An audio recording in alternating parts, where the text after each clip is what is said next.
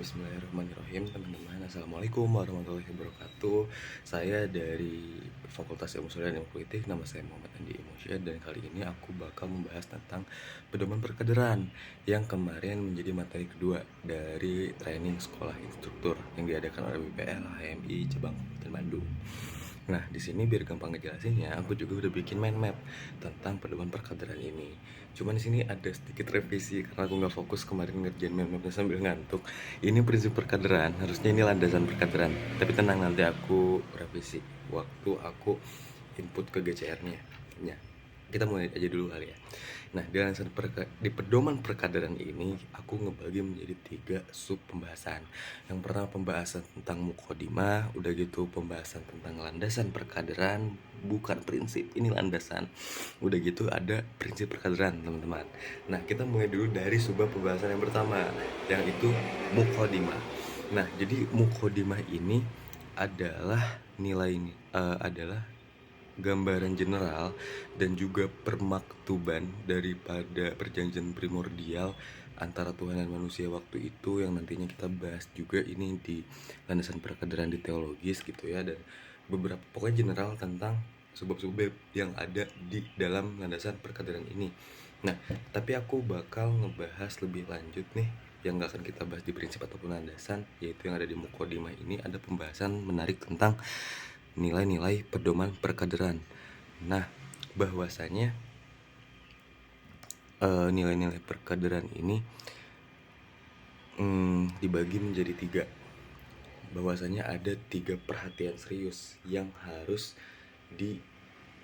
yang harus dijadikan perhatian serius lah ya intinya di dalam nilai-nilai pedoman perkaderan ini. Yang pertama itu ada rekrutmen calon kader gitu. Nah, rekrutmen calon kader ini apa? Yaitu dalam suatu proses perkaderan kita harus menyeleksi atau memfilterisasi nantinya calon-calon kader ataupun kader-kader yang ingin melanjutkan training ke jenjang yang lebih tinggi itu dengan cara rekrutmen calon kader. Contoh konkretnya apa? Dari penaruhan perhatian serius di calon rekrutmen kader ini. Contohnya setiap kita ingin latihan kader atau misalnya ingin mengikuti jenjang training, pasti ada yang namanya screening. Nah, screening itu berfungsi supaya kita bisa menelaah atau juga menganalisa isi pikiran dari calon kader ataupun kader di HMI FISIP itu di HMI itu sendiri. Nah, yang kedua ada kualitas pengurus. Kualitas pengurus ini adalah bagaimana caranya dalam suatu perkaderan pengurus itu memiliki kualitas untuk dapat melanjutkan dan juga mengorganisasi HMI untuk kemaslahatan dan juga kepentingan perkaderan gitu. Nah, yang terakhir ada iklim dan suasana yang kondusif. Tentu saja supaya kader-kader betah, supaya kader-kader itu ada dan juga ingin terus berkembang di dalam ranah komisariat cabang, Badko ataupun PP, tentunya harus membangun suatu iklim yang kondusif dan juga mampu support each other gitu. Nah, itu yang dibahas di mukodimah. Nah, selanjutnya kita masuk ke dalam prinsip perkaderan. Di prinsip ini gara-gara salah, harusnya landasan perkaderan. Di landasan perkaderan ini dibagi menjadi 4 landasan. Yang pertama landasan teologis, yaitu membahas tentang perjanjian primordial antara manusia dan Tuhan. Udah gitu membahas tentang fitrah manusia, yang bahwasanya manusia itu pada hakikatnya atau settingan pabriknya itu cenderung kepada hanif atau kebaikan dibandingkan keburukan. Nah, udah gitu kita masuk ke dalam ideologis, yaitu fokus pada 4 cita-cita Islam, yaitu universal brotherhood, udah gitu ada juga keadilan ekonomi, keadilan sosial, dan juga equality atau kesetaraan. Udah gitu masuk juga ke dalam sosial historis. Jadi sosial historis ini pada intinya membahas tentang bagaimana Islam ini bisa masuk ke Indonesia dan kenapa masyarakat Indonesia waktu itu sangat-sangat welcome sama Islam. Dilihat dari faktor sosialnya juga, karena Islam itu kan kembali lagi ke dalam cita-citanya itu, yaitu universal brotherhood, yang dimana Islam itu merangkul semua strata dan manusia itu sama lah ya. Udah gitu juga masuk ke dalam kesetaraan dengan cita-cita Islam ini, dan waktu itu Indonesia itu masih ada Hindu, Buddha dan lain sebagainya yang menerapkan strata atau juga kasta.